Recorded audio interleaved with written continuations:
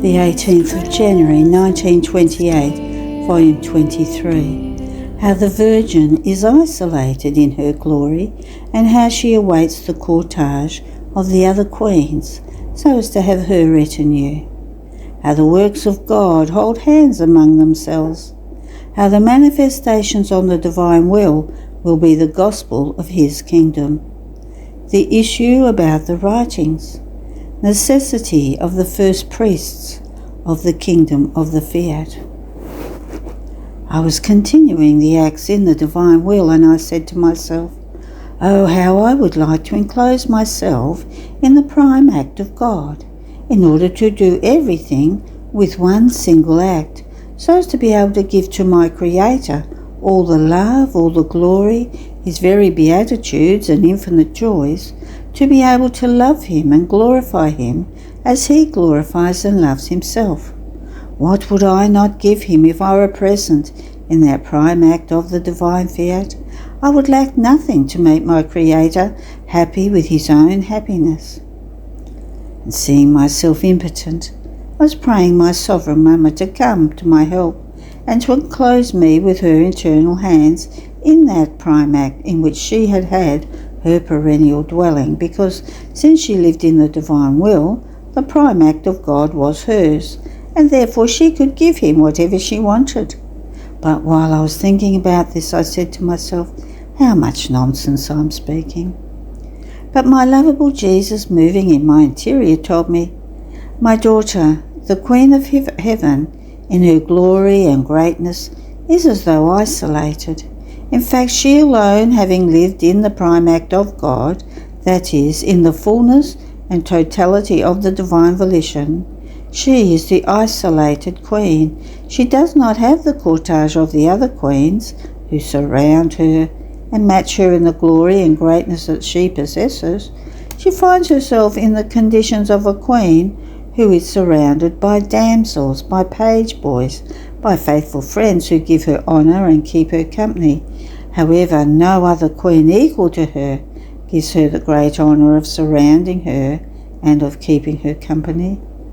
What would be a greater honour for a queen of the earth? To be surrounded by other queens equal to her, or by people inferior in condition, in glory, in greatness and in beauty? There is such distance in honour and in glory between one who is surrounded by queens and one who is surrounded only by other people that no parallel can be compared to it. Now the celestial Mama wants, desires, awaits the kingdom of the divine will upon earth, in which there will be the souls who, by living in it, will form their life in the prime act of God, and will acquire the royalty and the right of queens. All will see impressed in them an indelible character that they are the daughters of the divine King, and as daughters, to them is due the title and the right of queens. These souls will have their dwelling in the divine royal palace. Therefore they will acquire nobility of manners, of works, of steps, of words. They will possess such science that no one will be able to equal them. They will be invested with such light that the light itself will announce to all that here is a queen who has lived in the royal palace of my will. And so the sovereign queen will no longer be alone on her royal throne. She will have the other queens who will surround her. Her beauty will be reflected in them. Her glory and greatness will find the ones in whom it can pour itself. Oh, how honoured and glorified she will feel. Therefore she desires those who want to live in the divine fiat, in order to herself form the queens in the prime act of it, so as to be able to have in the celestial fatherland the retinue of the other queens who will surround her and will give her the honours due to her. After this I was thinking, what will be the utility of these writings on the divine will? And my highest and only good, Jesus, moving in my interior, told me, my daughter, all of my works hold hands, and this is the sure sign that they are my works, that one does not oppose the other. On the contrary, they are so bound among themselves that they sustain one another. This is so true that having to form my chosen people, from which and within which the future Messiah was to be born, from that same people I formed the priesthood that instructed the people and prepared them for the great good of the redemption. I gave them laws, manifestations, and inspirations, upon which the sacred scriptures were formed, called the Bible, and all were intent on the study of it. Then, with my coming upon earth, I did not destroy sacred scriptures. On the contrary, I supported them, and my gospel that I announced opposed them in nothing. On the contrary, they sustained each other in an admirable way. And in forming the new nascent church, I formed the new priesthood that does not detach itself either from sacred scriptures or from the gospel. All are intent upon them in order to instruct the peoples, and it can be said that anyone who did not want to draw from this salutary fount does not belong to me, because these are the basis of my church and the very life with which the peoples are formed. Now, what I manifest on my divine will, and that you write, can be called the gospel of the kingdom of the divine will. In nothing does it oppose either sacred scriptures or the gospel that I announced while being on earth. On the contrary, it can be called the support of one and of the other. And this is why I allow and I call priests to come, to read the gospel, all of heaven, of the kingdom of my divine fiat, so as to say, as I said to the apostles, preach it throughout the whole world. In fact, in my works I make use of the priesthood, and just as I had the priesthood before my coming in order to prepare the people, and the priesthood of my church in order to confirm my coming and everything I did and said, so will I have the priesthood of the kingdom of my will. Here is the utility of the many things I have manifested to you, the many surprising truths, the promises of the so many goods that I must give to the children of the Fiat Voluntas Tua. They will be the gospel, the basis, the inexhaustible fount, from which all will draw the celestial life, the terrestrial happiness, and the restoration of their creation. Oh, how happy they will feel! Those who, with yearning, will drink in large gulps from these founts of my knowledges, because they contain the virtue of bringing life of heaven and of banishing any unhappiness. Then in hearing this, I was thinking to myself about the big issue concerning the writings on the divine will that are in Messina, brought there by the blessed memory of Venerable Father de Francia. How myself and my other superiors absolutely want them here, while the superiors in Messina, rigorously recommended by the Venerable Father before dying, want to keep them over there for their publication when God pleases. So we do nothing but send letters of fire back and forth, them to keep them and us to get them back. And I was feeling all worried, bored and tired, and I was saying to myself, how could good Jesus allow this? Who knows whether he too feels disappointed? And he, moving in my interior, told me, my daughter, you are worried, but I am not disappointed at all. On the contrary, I enjoy in seeing the interest that priests take in these writings that will form the kingdom of my will. This means that they appreciate the great good of them, and each one would want to keep such a great treasure with himself, to be the first to communicate it to others. And while the issue of who is going to win lasts, one approaches the other in order to consult one another on what to do. And I enjoy that more of my ministers get to know that there is this treasure so great, of making known the kingdom of my divine will, and I use this to form the first priests of my coming kingdom of my fiat. My daughter, it is a great necessity to form the first priests. They will serve me like the apostles served me to form my church. And the ones who will occupy themselves with these writings in order to publish them, putting them out to print them, to make them known, will be the new evangelists of the kingdom of my supreme will. And just as the ones who are most mentioned in my gospel are the 4 evangelists who wrote it, to their highest honour and my glory, so it will be for those who will occupy themselves with writing the knowledges on my will in order to publish them.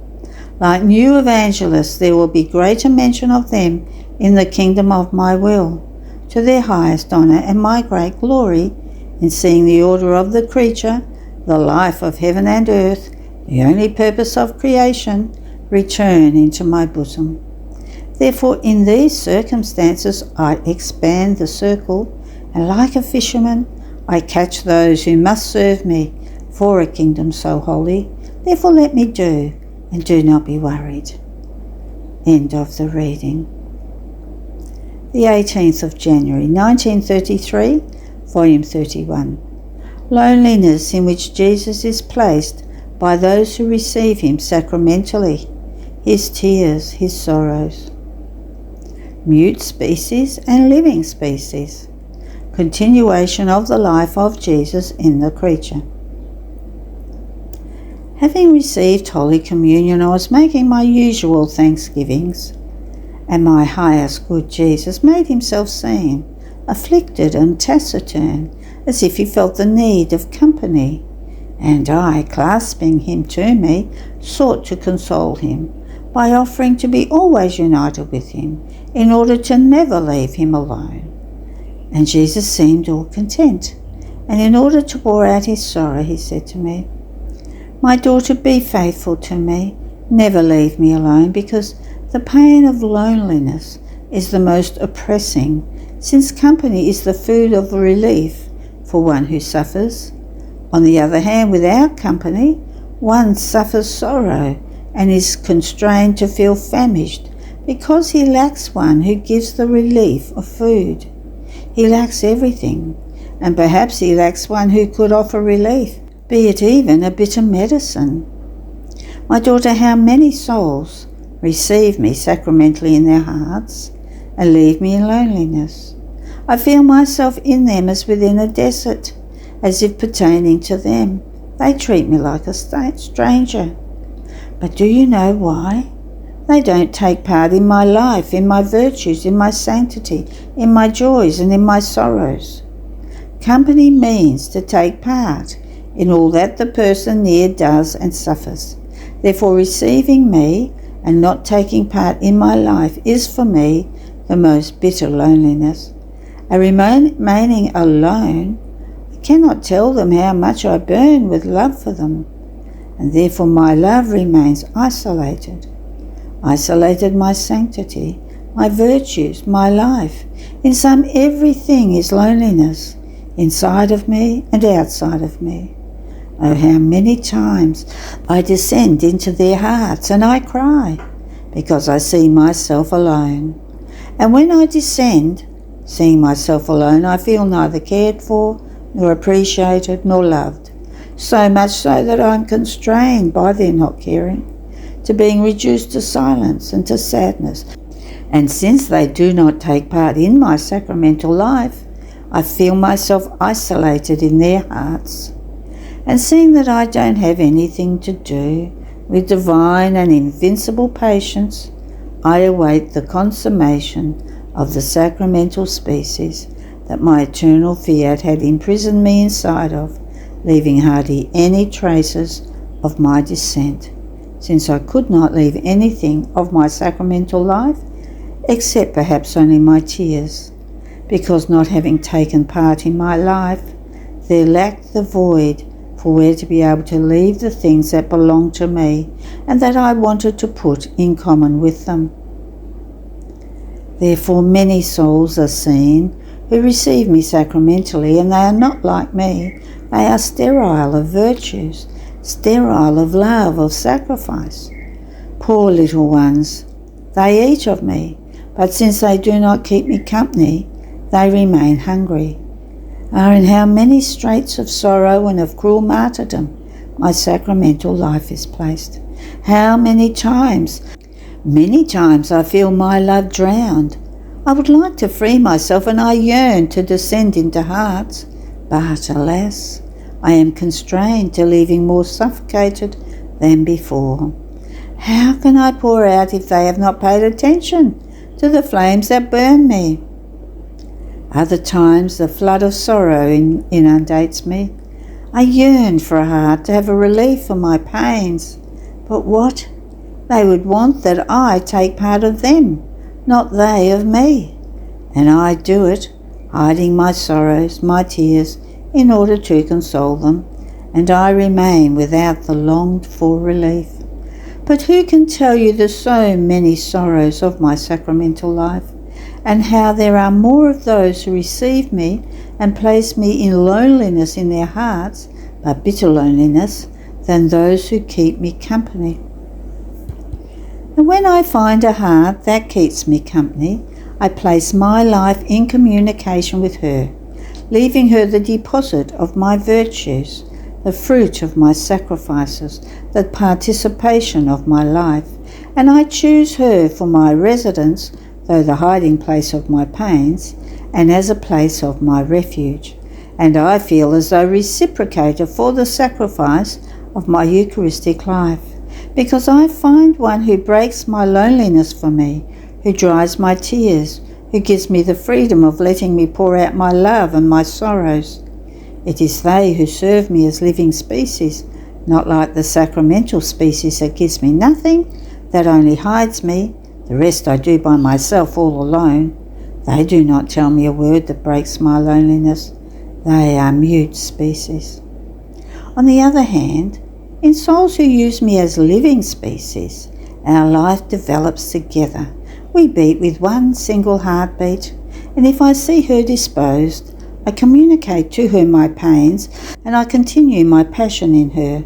I can say that from the sacramental species, I pass to the living species, in order to continue my life on earth, not alone, but together with her.